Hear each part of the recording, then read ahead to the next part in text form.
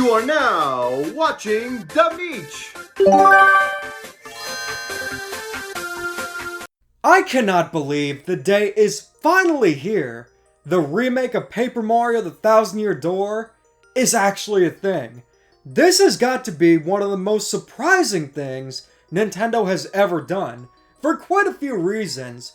When the game was revealed in the September 2023 Nintendo Direct, it was shortly before Super Mario RPG, the remake of the game, was going to be released on the Nintendo Switch. Now that game was revealed in the June 2023 Nintendo Direct, so to have remakes of two of the most beloved Mario games of all time released within the span of 6 months, that seemed unbelievable. But the most shocking thing wasn't even that. It was the state of Paper Mario, and just the series' direction at the time. With Paper Mario the Origami King, I find it to be a good game, but the thing is, it kinda sent the message that Nintendo never wanted to go back to the formula of the first two games. When Paper Mario the Origami King released, it was shortly after Paper Mario Color Splash, and if you remember the backlash for that game, it was astronomical. Nintendo knew exactly what the fans wanted, but they didn't really listen. Now sure, Paper Mario the Origami King is a good game, but it is not a successor to the first two games. It's more of its own thing that succeeds in a lot of ways, but definitely has some questionable aspects to it. It just seemed like with Paper Mario, all Nintendo really cared about is making sure that it was Paper Mario. The only thing that matters is paper, and if it doesn't have paper, if it doesn't tear, if it doesn't crumble, it doesn't matter. It's not a Paper Mario game, and the fans don't need it. We know what's best for them. With all that considered, the chance of getting a successor or even a remake of either of the first two games seemed to be paper thin. But as it turns out, even though it's very thin, paper still has a thickness to it. And here we are. The remake of Paper Mario The Thousand Year Door is finally here.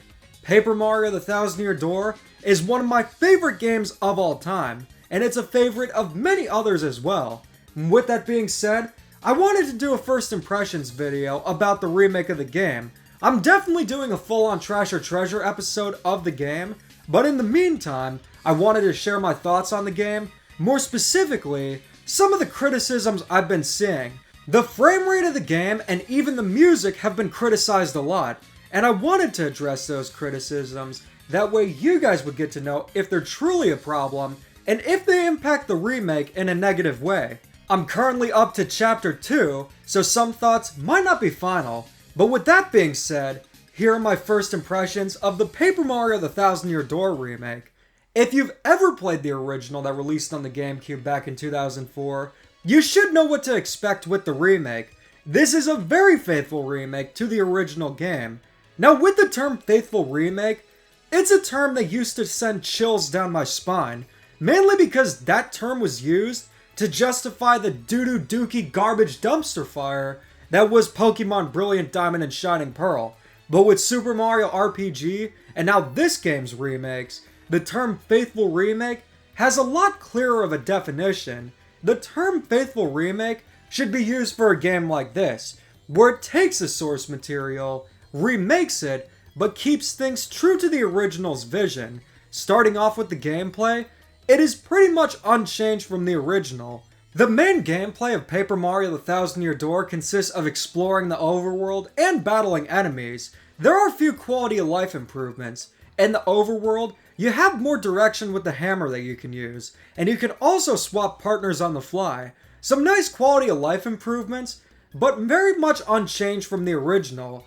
Now you would expect that to be a bad thing, but with the original, the gameplay was so damn good that changing it would be fixing something that was never broken to begin with. This is a game that is near perfection, so in terms of remaking it, there has to be a lot considered.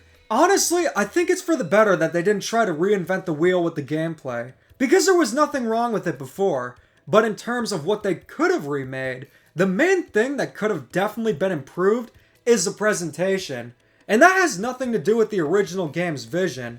It just has to do with the technical limitations at the time. Paper Mario The Thousand Year Door released on the GameCube. The resolution was 480p. If you wanted to see it at its best, you would need the component cables, which are ridiculously expensive for the GameCube. Although to be fair, if you play it on the Wii, you can get component cables or an HDMI adapter for relatively cheap.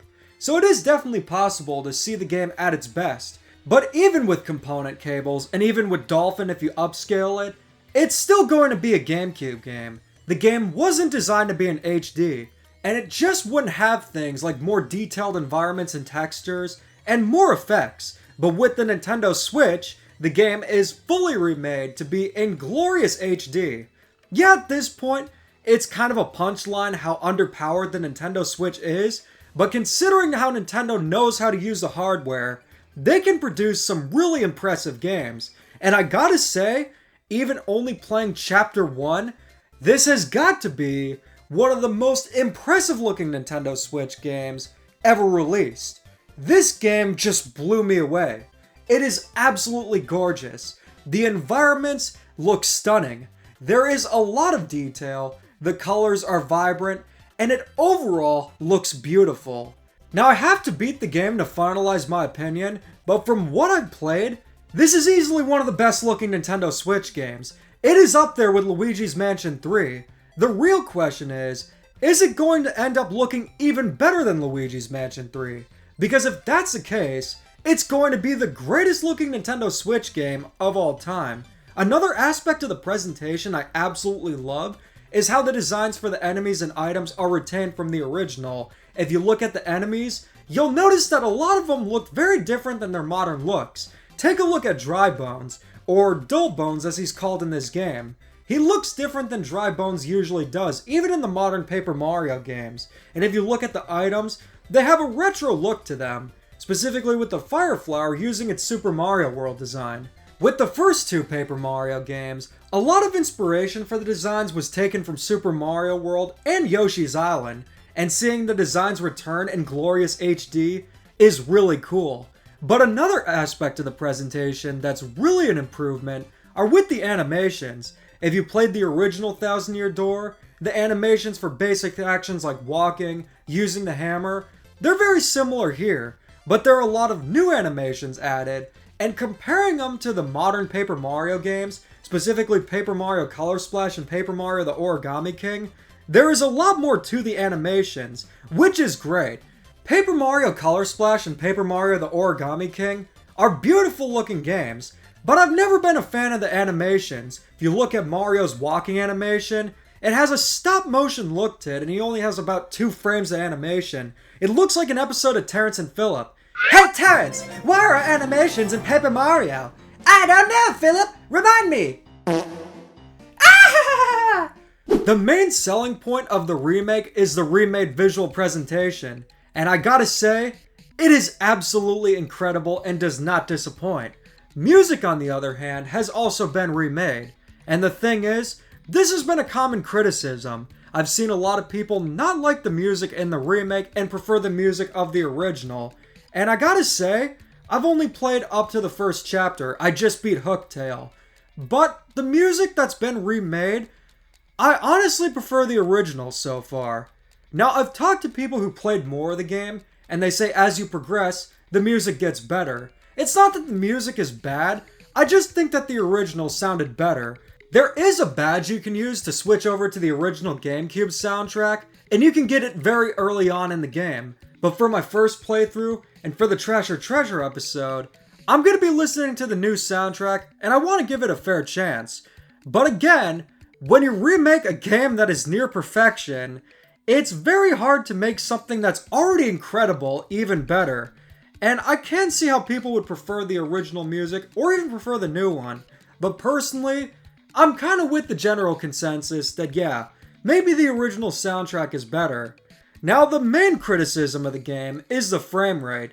I've talked about how the visual presentation is absolutely outstanding, but with the frame rate, it is only 30 frames per second. Now, usually, nobody would think anything of this, because the other Paper Mario games that have released in HD, Color Splash and Origami King, those have been 30 frames per second as well.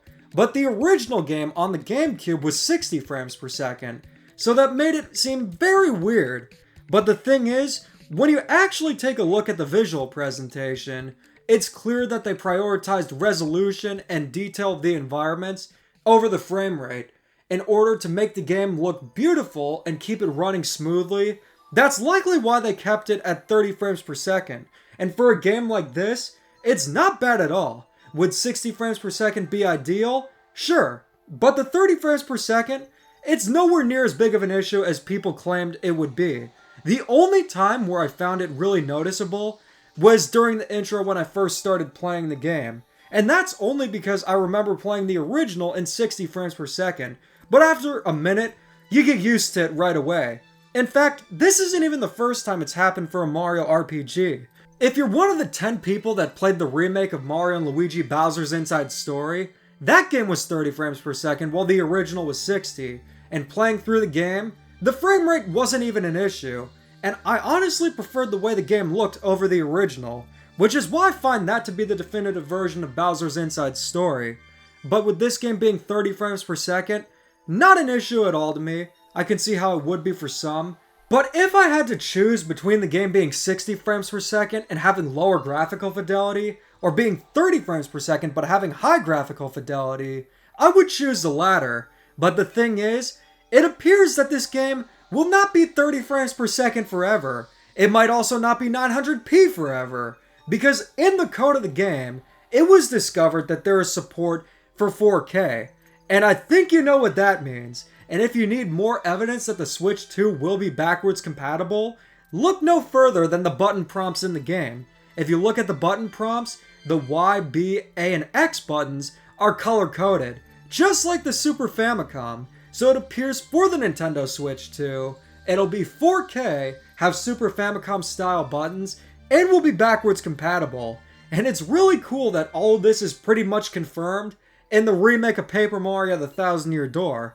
So overall, with the criticisms of the game, I gotta say, I'm not really loving the music as much as I thought I would, but that could definitely change. And the 30 frames per second, really a non-issue for me. So overall, what do I think of the remake so far?